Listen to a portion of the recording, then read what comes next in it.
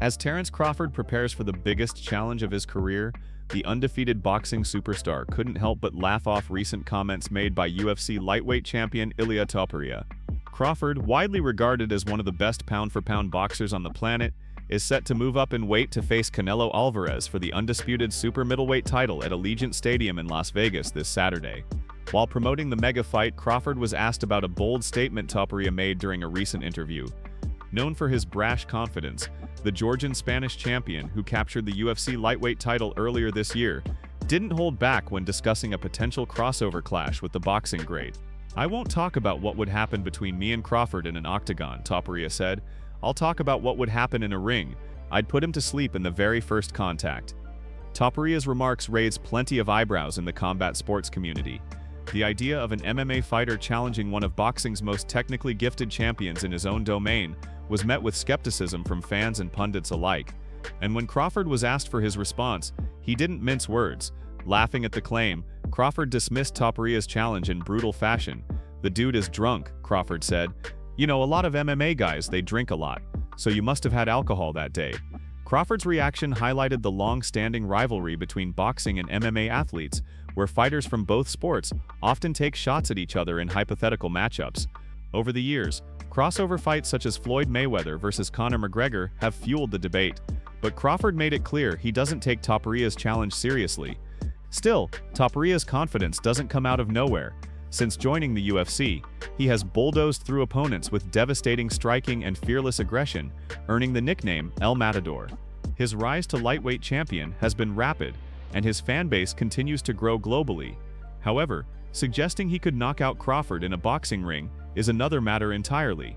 Crawford, who boasts a perfect professional record and is celebrated for his adaptability, timing, and ring IQ, is not just a world champion, he is a generational talent.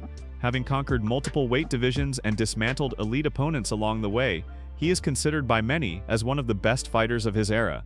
As he prepares for Canelo Alvarez, Crawford remains fully focused on cementing his legacy in boxing.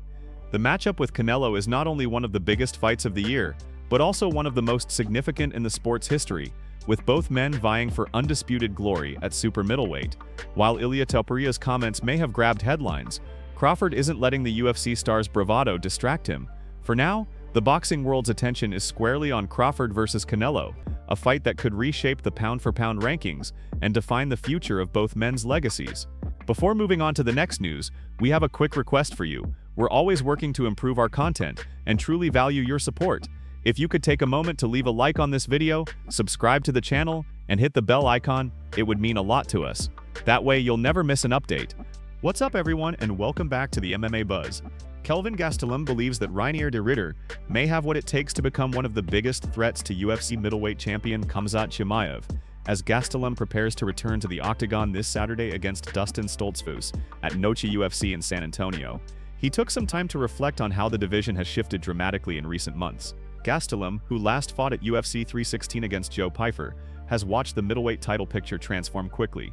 In August, Dricus du Plessis lost his championship to Khamzat Chimaev at UFC 319, ushering in a new era at 185 pounds. Just last weekend, Nassourdine Imavov made a statement with a dominant victory at UFC Paris, adding his name to the list of top contenders. Now, the discussion around Chimaev's next opponent has narrowed to 3 potential challengers: Imavov, Reinier de Ridder, and Anthony Hernandez. When asked who he believed could pose the biggest challenge to the undefeated Chechen-born star, Gastelum did not hesitate. "Man, I really think RDR is someone to look at as a serious threat," Gastelum told MMA Fighting. "I think he's the man that could be the one. His size, his style is something to deal with. When I saw him fight against Robert Whittaker, I was blown away. The size difference was crazy. I've fought Whittaker and I know how big he is, but de Ridder made him look like a lightweight." Gastelum's respect for de Ridder highlights just how competitive the middleweight division has become. For Gastelum himself, the focus remains on getting back into the win column after a tough loss to Joe Pyfer. That fight had a long, frustrating build-up, as Pyfer withdrew from their originally scheduled meeting at UFC Mexico on the day of the event, pushing the matchup all the way back to UFC 316. After nearly 7 months of preparation, Gastelum was eager to move on and is now determined to reset his momentum. The landscape of the division, however, is undeniably shaped by Chimaev's arrival as champion. While opinions across the MMA community have been divided regarding his performance against du Plessis, Gastelum admits he was thoroughly impressed. "Just super impressive how dominant that was," Gastelum said. "Nobody's been able to do that to DDP. He's fought the who's who, Adesanya, Whitaker, and none of them were able to control him the way Khamzat did. The difference was clearly the wrestling. Gastelum also revealed that he took inspiration from Chimaev's preparation, even bringing in one of Chimaev's key training partners, Pat Downey, for the final stretch of his own camp. Pat Downey came straight from helping Khamzat and joined my camp, Gastelum explained. He's been working with a lot of MMA fighters, elevating their grappling game, and I think that's been a huge difference maker. As Gastelum looks to get his career back on track, his insights into the future of the middleweight division carry weight. With Chimaev as champion, contenders like De Ridder, Imavov, and Hernandez rising fast, and veterans like Gastelum still in the mix, the division has entered one of its most intriguing eras in recent memory. Brazilian fighters have long carried the weight of their nation's expectations, and in mixed martial arts, few embody that responsibility like Charles Oliveira. For years, Oliveira has been the pride of Brazil, representing a country that treats its fighters not just as athletes, but as warriors and national heroes. The fans' passion is unmatched. They demand heart, skill, and above all, victory. When a fighter succeeds, they are celebrated like champions of the people. But when they stumble, the disappointment resonates just as deeply. Oliveira, known worldwide as Do Bronx, has lived through every stage of that journey. Once a promising but inconsistent prospect, he matured into one of the most dominant forces in the lightweight division. With his slick submission game, widely considered one of the best in MMA history, combined with much improved striking, Oliveira carved out an unforgettable winning streak. Fans rallied behind him as he transformed from underdog to champion, lifting the UFC lightweight belt and defending it with flair. His story of perseverance through poverty, setbacks, and doubt made him a hero not only in Brazil, but across the MMA world. That is why UFC 317 was such a pivotal moment. Set in the electric T-Mobile Arena in Las Vegas, it was billed as Oliveira's opportunity to reclaim his throne as undisputed lightweight champion. The Brazilian fan base, both in the arena and watching worldwide, believed this was the night Do Bronx would rise again. But standing across from him was Ilia Topuria, an undefeated Georgian-Spanish phenom who had been making waves with his unrelenting confidence and devastating striking. Topuria vowed before the fight that he would end Oliveira's night in the very first round. To many, it sounded like bold pre-fight bravado, a fighter talking himself up on the biggest stage of his career. Then the cage door closed and reality struck hard. Topuria came out composed yet dangerous, his eyes locked on the Brazilian legend. Oliveira, ever fearless, met him head-on, trying to establish rhythm. But Topuria's promise wasn't empty talk. With perfect timing, he landed a thunderous right hook that wobbled Oliveira. A crushing left hand immediately followed, sealing the outcome. In an instant, the champion of Brazil was unconscious before his body even touched the canvas. The T-Mobile Arena, once roaring with anticipation, fell into stunned silence. The shock reverberated through the crowd as medical staff rushed to check on Oliveira.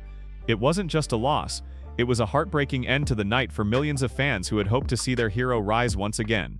Topuria's victory was emphatic, cementing him as one of the brightest young stars in the sport, while Oliveira, humbled in defeat, later apologized to his supporters. That moment of humility underscored the deep connection he shares with the Brazilian people. For Oliveira, fighting has never been about individual glory alone.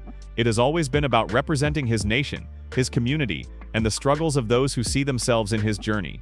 At UFC 317, the torch may have been passed to Topuria, but Oliveira's legacy as one of Brazil's most beloved champions remains untouchable. The UFC is once again set to bring high-stakes action to Madison Square Garden, with a stacked card planned for UFC 322 on November 15 in New York City. Among the many exciting bouts scheduled, a pivotal strawweight clash will take place as veteran contender Angela Hill squares off against rising prospect Fatima Klein. Angela Hill, a true veteran of the sport with 28 professional fights, has become one of the most recognizable names in women's MMA. Known for her fast-paced striking, relentless cardio, and willingness to step up against anyone, Hill embodies the role of a seasoned warrior in the octagon. Despite her incredible durability and experience, she enters this fight looking to bounce back from a tough unanimous decision loss to Yasmin Lucindo in August. That setback halted her momentum, though Hill still maintains a respectable 3-2 record in her last 5 outings, with victories over Ketlin Souza and Luana Pinheiro, highlighting her ability to remain competitive at the highest level of the sport. Standing across from her will be Fatima Klein, one of the most promising up-and-coming fighters in the strawweight division. Klein has made waves with her striking power and finishing ability, riding a 2-fight win streak with emphatic knockout victories over Melissa Martinez and Victoria Dudikova. Those wins showcased not only her technical skill, but also her composure and finishing instincts, making her one of the most talked-about prospects in the UFC today. While Klein's lone setback came in her short-notice debut against Jasmine Jasudavicius, she quickly rebounded and has since proven that she belongs on the biggest stage in MMA.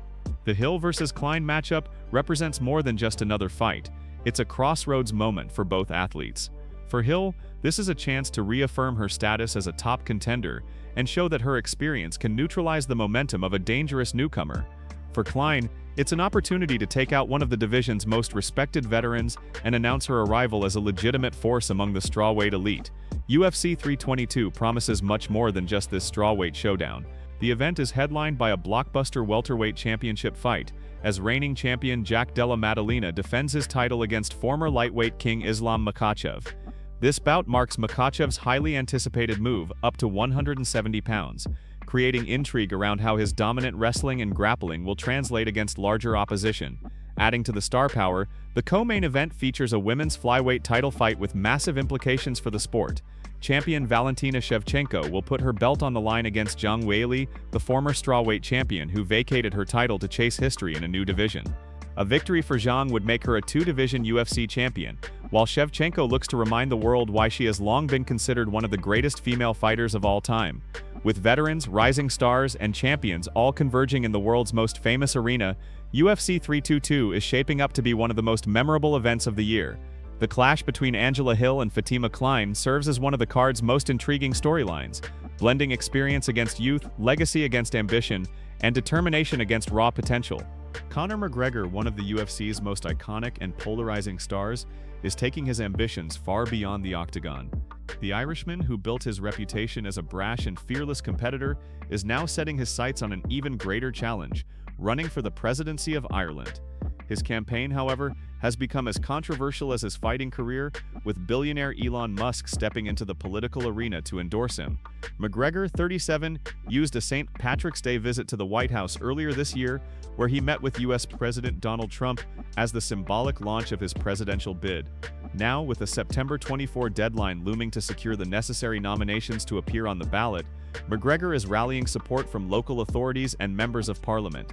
Under Irish election law, a presidential candidate must be nominated either by at least 20 members of the Oireachtas, Ireland's parliament, or by at least 4 local councils. Enter Elon Musk, the Tesla and SpaceX founder, who has increasingly inserted himself into global political debates, has publicly thrown his weight behind McGregor. On X, formerly Twitter, Musk accused Ireland's Deputy Prime Minister Simon Harris of trying to silence independent voices. Shame on Simon Harris for tyrannically blocking the will of the people of Ireland. Conor McGregor for president to save Ireland, Musk wrote. Musk's backing is not new. In recent months, he has regularly amplified McGregor's campaign messages online. After McGregor shared a promotional video outside Dublin's government buildings, Musk responded, "No one will fight harder for the people of Ireland than Conor McGregor." The two even shared a FaceTime call that McGregor posted online with the caption, "This is Superman level, folks." Still, McGregor faces an uphill battle. He has no party affiliation, and his campaign centers on an anti-immigration platform that has drawn sharp criticism. His past legal troubles also cast a long shadow. McGregor has been embroiled in multiple lawsuits, including a civil case in which he was found liable for rape by a Dublin jury in December 2024 and ordered to pay nearly $250,000. He has also faced sexual assault allegations in the United States and pleaded guilty to a 2019 assault after punching an elderly man in a Dublin bar. Deputy Prime Minister Harris quickly dismissed Musk's endorsement, pointing to McGregor's troubled past. "I see Elon Musk joined in today, and sure, why not?" Harris remarked. "He's backing a man who has been found civilly liable for rape in our courts. That's the sort of man he believes should be president of Ireland. Thank God he might have a say in who is president of the United States, but he has no say in who leads Ireland." Despite the controversies, McGregor continues to press forward. In a recent statement aimed at local councillors, he framed his campaign as a grassroots movement. "Our councillors are the backbone of our communities," McGregor wrote. "They work harder and deliver more for the people than those in the Oireachtas, who continue to fail this country time and again. If you are a councillor who feels your voice is ignored, your hands tied, and your community overlooked, then I ask you to stand with me. Nominate me and I will give you the platform and power to be truly heard." For McGregor, this campaign represents the biggest fight of his career, one not waged with fists and fury, but with votes, politics, and the court of public opinion.